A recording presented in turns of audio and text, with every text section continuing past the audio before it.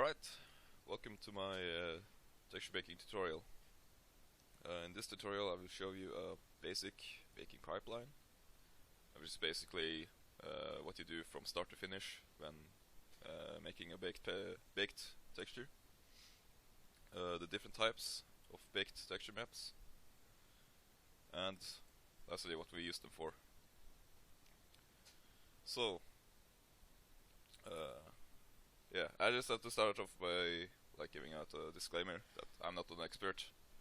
I just use the things I've learned over the years and some stuff I've read online on, for example, the Polycant wiki and stuff. So, and please forgive my terrible Norwegian accent. Alright, what is texture baking? Texture baking is the process of taking some aspect of height data from one high poly model onto a low poly model and baking that onto a texture so it can be used on the low poly model. So what you need to do texture baking is your low poly model with the UV map, because this is the model that's gonna have the textures applied to it. Then you need your high poly model, which doesn't need a UV map. You only need the polygon data from this model. And you also need a low poly cage, but this is optional. This just makes your maps look better. It makes the capture sort of be more complete, and it encapsulates the whole model. It just makes your maps look better. And then you combine all of these in a texture baking application.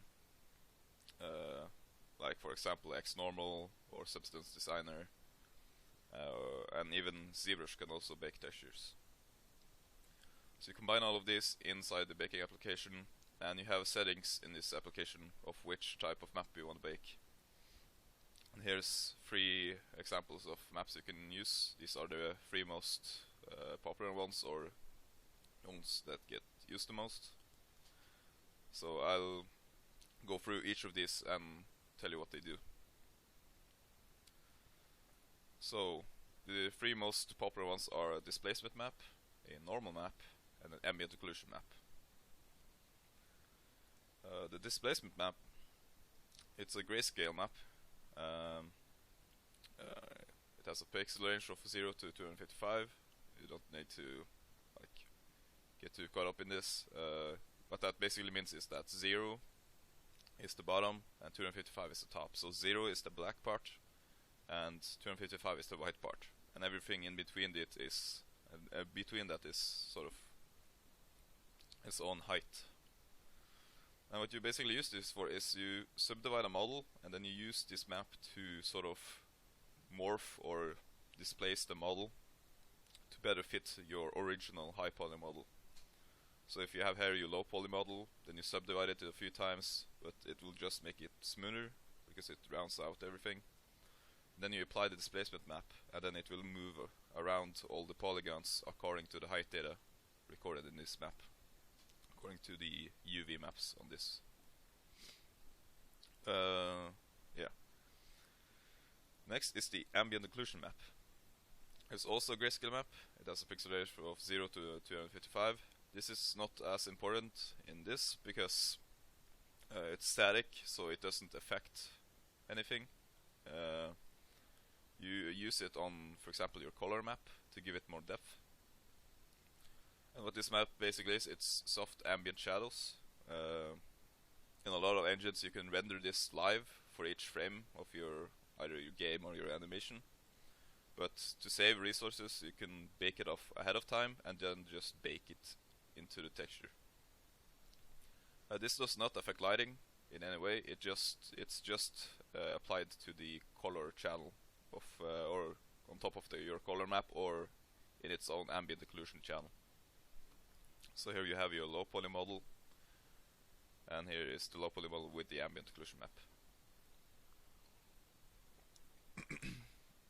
Alright, so next is probably the most difficult map to explain. I don't even fully understand it yet because it's very complicated, but I will try my best to give you a rough breakdown. So a normal map is a RGB texture. So it has 3 channels, one red channel, one green channel, one blue channel.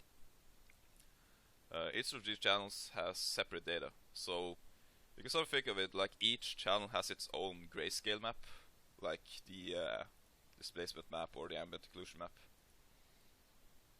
And all of these are laid on top of each other to create this map.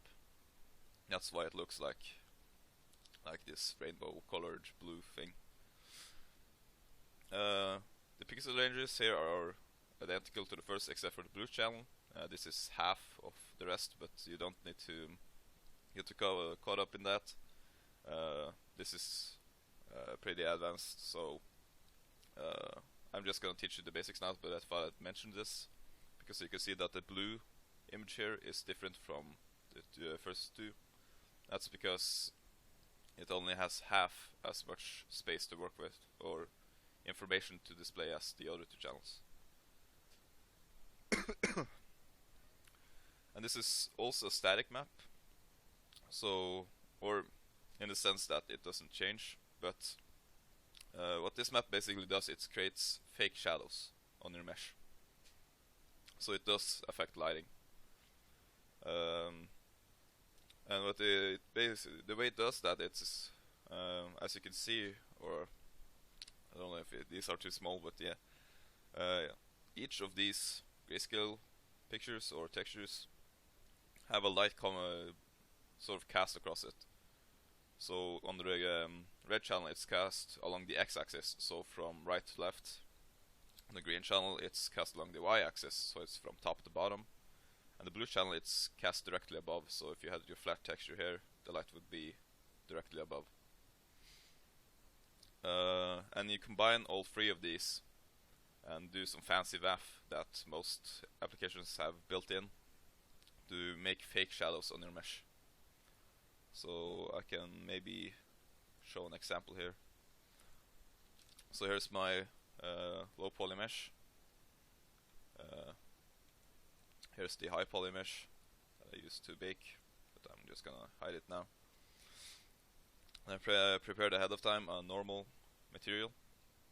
So if I apply it here, you can see that the geometry stays the same, but the shadows are sort of giving us an illusion of additional depth. So if I render this, you can see the all the details here. And this is a great way to make low poly models look a lot more detailed than they actually are. And the way it does this, it's changing the normal. And what is a normal?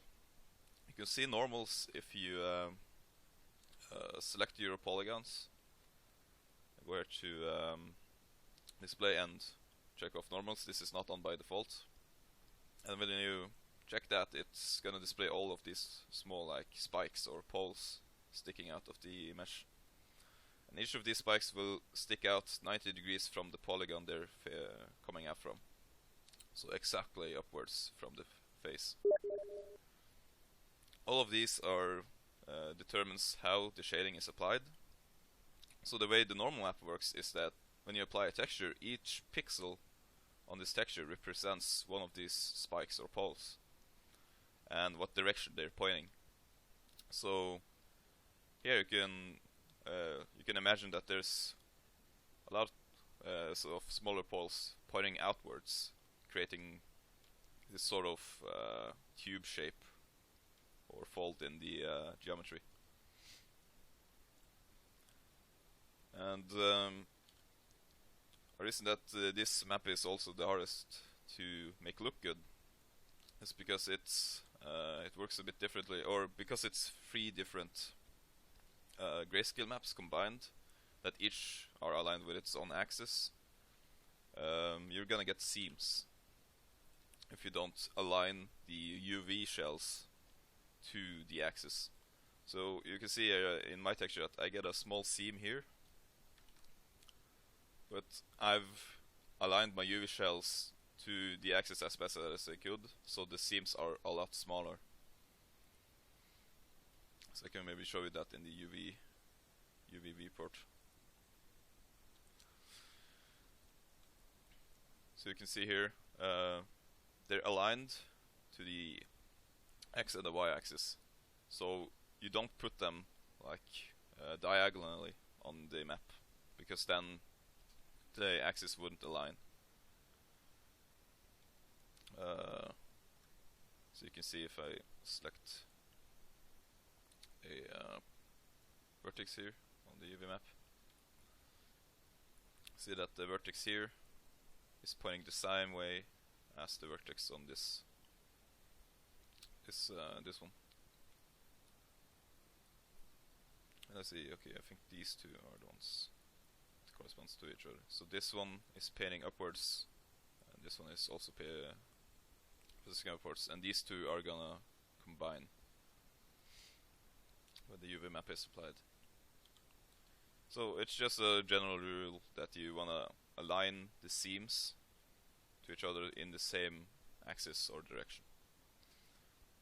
I think you can find some tutorials, other tutorials online on this. I might do a separate tutorial just for that, just to explain it further. But right now I just wanna explain the basics.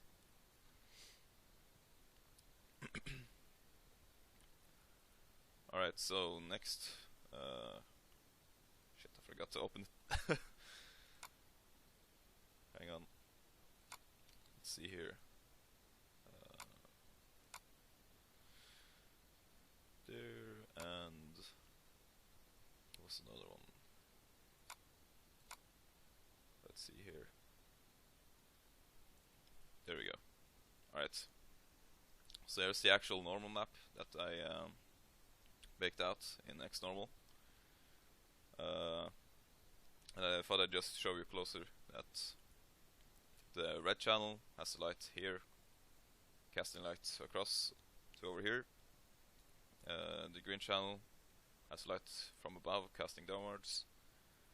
And the blue channel is a light directly above, casting down. Okay. So, and all of these are combined to, like, since it's each of these are colored channels, the texture looks this way when they're all applied, but the colors doesn't mean anything. It's just like three grayscale maps combined to